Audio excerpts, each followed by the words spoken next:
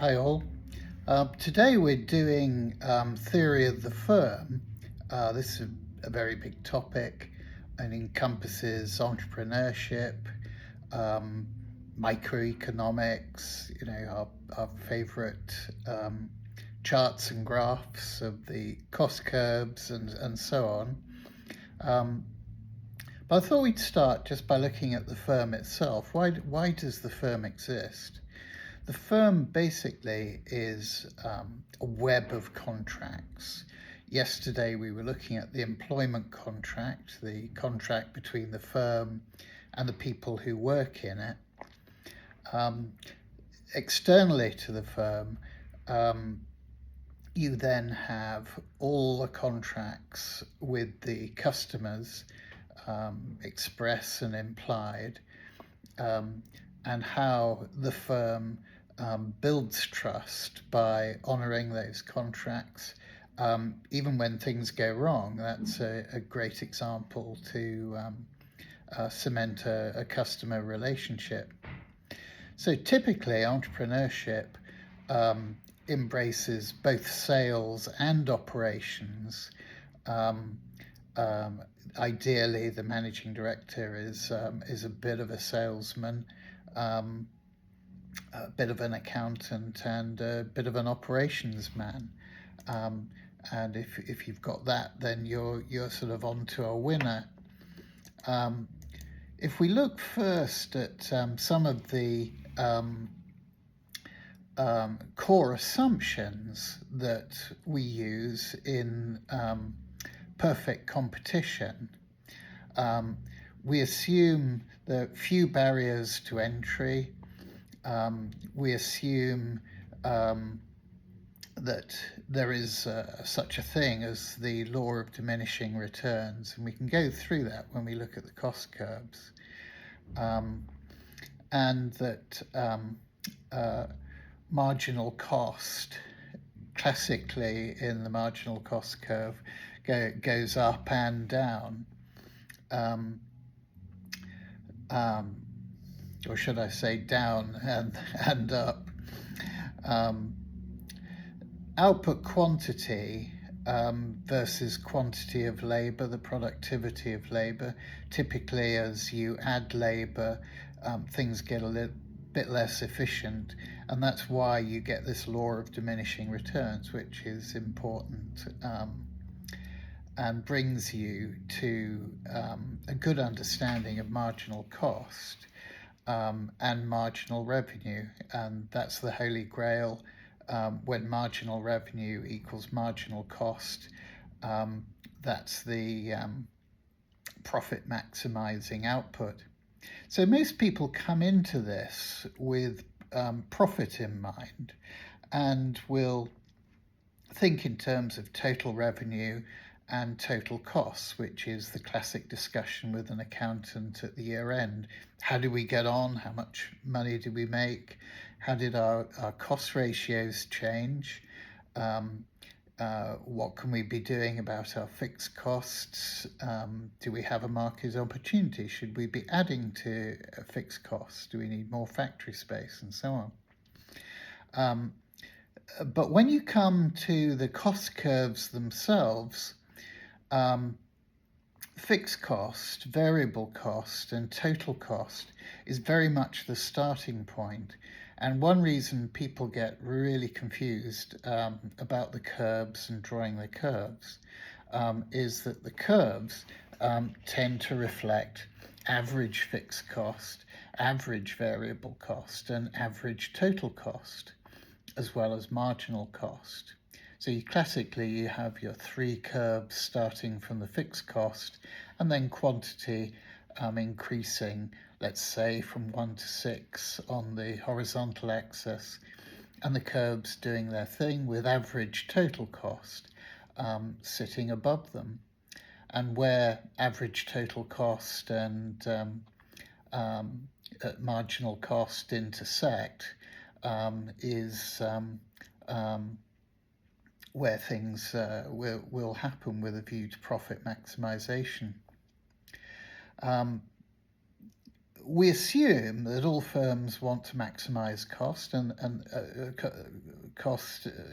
maximize profit, and that's a fair assumption. Most firms will operate on that basis, but also, particularly the small firms, will tend to be looking at stability of their customer relationships and so on, and won't want to overexpand to the point where they lose the reputation.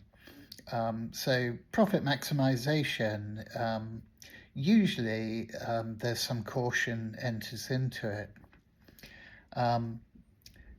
We tend to look at costs over 2 time horizons. The short run, at least one factor of production, like factory size, is fixed. The manager's costs. Hence, we get into our discussion of adding variable cost and diminishing marginal returns.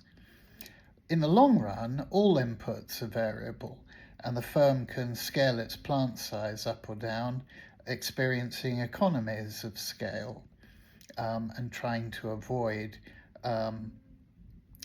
sort of diseconomies of scale.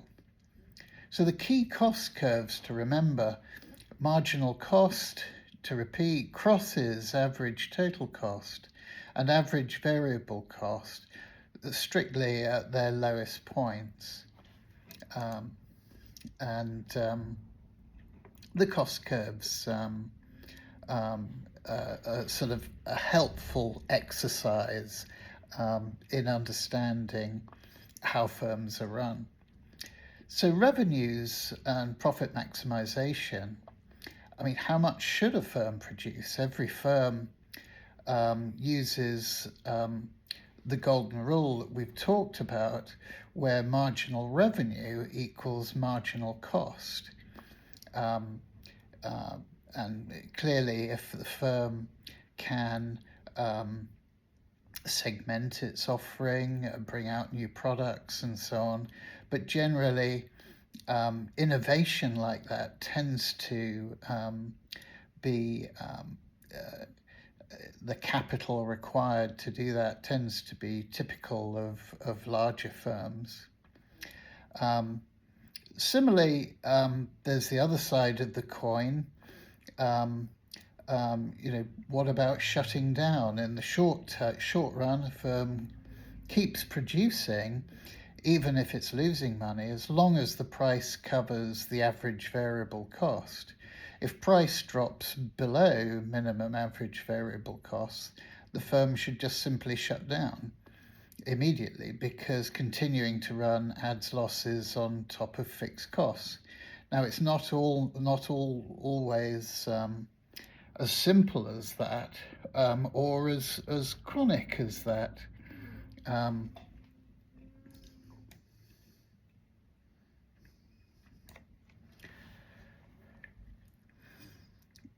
Assuming a more stable environment for the firm, a bigger firm, there are other business objectives to consider, like market share.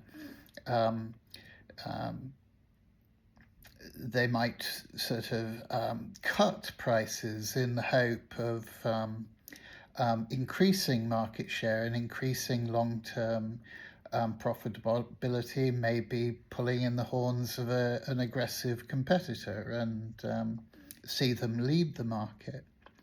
So that takes us into market structures. Typically, in perfect competition, firms earn a normal profit. Any abnormal profit invites competition, and the number of firms producing that product increases. The monopoly is a sort of horse of a different color. A single seller who has with high barriers to entry, they face a downward sloping demand curve, whereas in perfect competition, the curve is fixed, the price is given. So marginal revenue can be below average revenue, giving them significant market power to set high prices. And real-world middle grounds are sort of oligopoly and monopolistic competition. To wrap it up,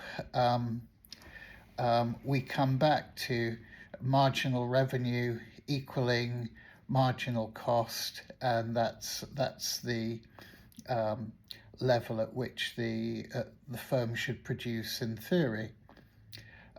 Once we've established this theory, and once we've drawn the graphs, that forms a very sound basis for discussion of how the firm operates, and takes us into all sorts of areas where we sort of relax our sort of core assumptions and take things more into the real world.